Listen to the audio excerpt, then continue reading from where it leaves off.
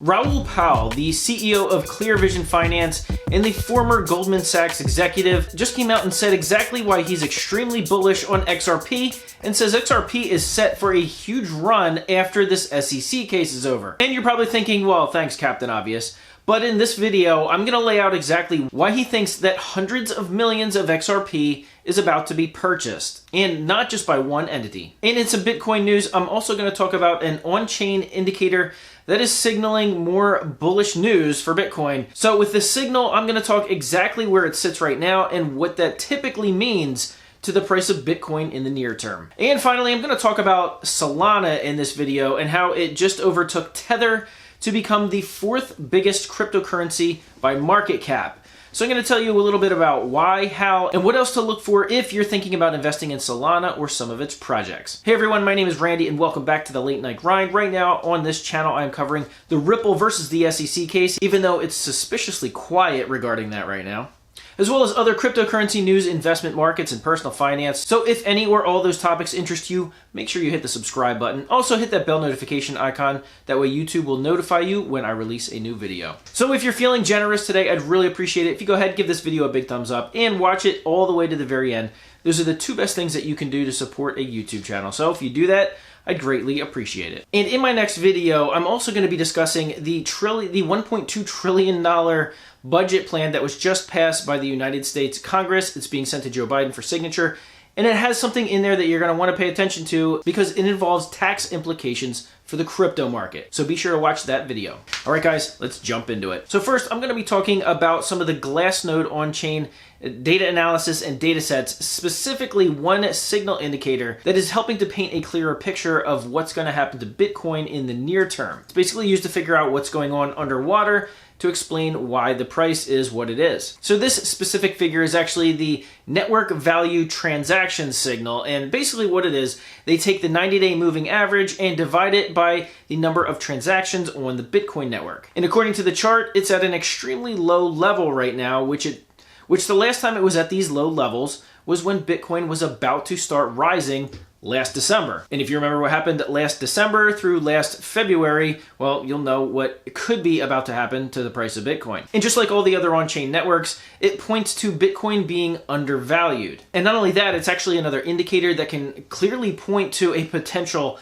top, the top being the top of the market cycle, where Bitcoin will be at one of its highest price points during that time frame. So it's definitely one of the on-chain pieces of data that I'm keeping track of, as well as the amount of Bitcoin that's actually on exchanges, which, as I've said in several videos previously, it's at its lowest point as it's been in 3 years, which means there's just not a lot of Bitcoin on exchanges actually left to buy.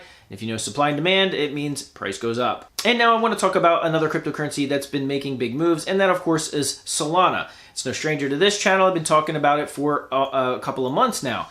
Well, it's moved into the number 4 spot, the largest cryptocurrency in the world. It recently just passed Cardano and Tether by market cap. And this is one of those stories where it just pays to look at the overall macro trends of ecosystem tokens. And I mentioned this in some of my previous videos.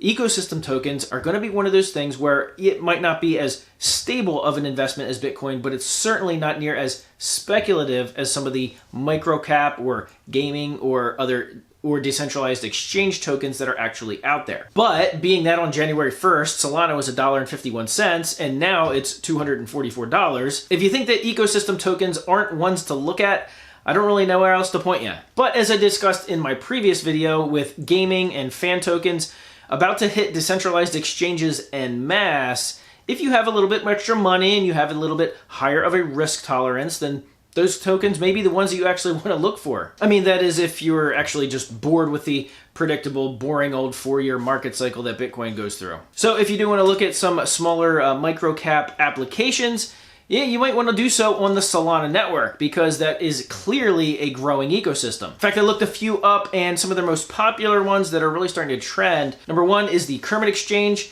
and a couple of decentralized exchanges include OneSol, SolApe, and Atlas Finance. But of course, they're not the only ones that are receiving speculative predictions about what's going to happen in the near term.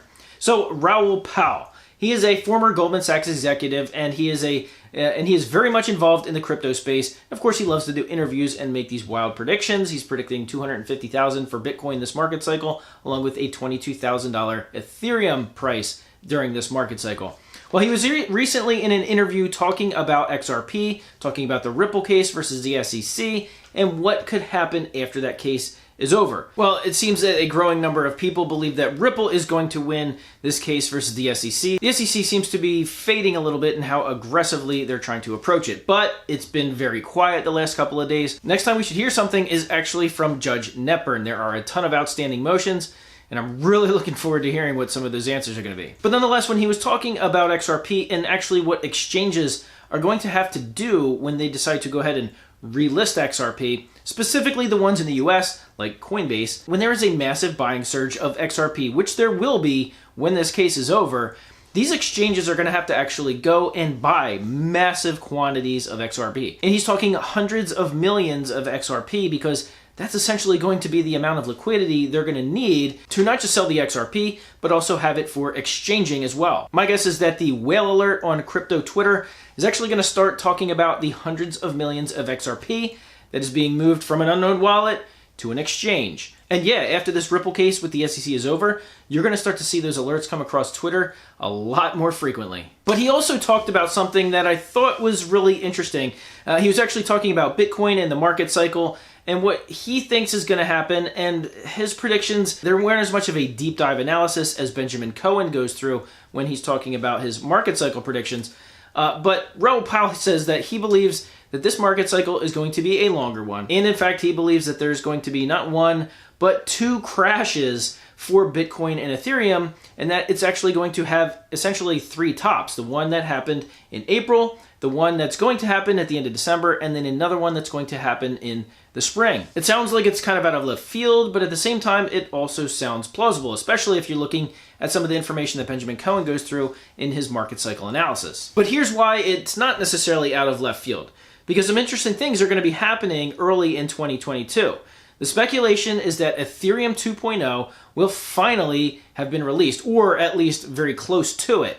And if at the same time Ripple wins this case against the SEC in, say, February or possibly March, you're going to have some very, very bullish news for both of those cryptocurrencies happening right up until Ripple actually announces that they've won that case or settled or whatever happens with it. And then, of course, the massive flood of buying that's going to happen after it. So a third peak, yeah, in the spring of 2022, that time frame would actually make sense. Now, for a lot of reasons, this market cycle could be all over the place.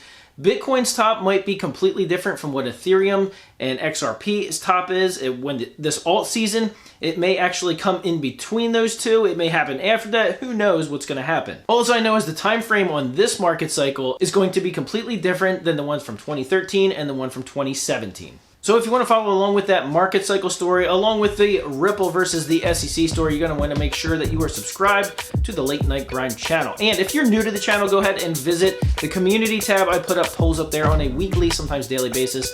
Love to get to know what the Late Night Grind community thinks about all this. That's it for today. Once again, thanks for the big thumbs up and for watching all the way to the end of the video. And as always, I'll see you guys on the next one.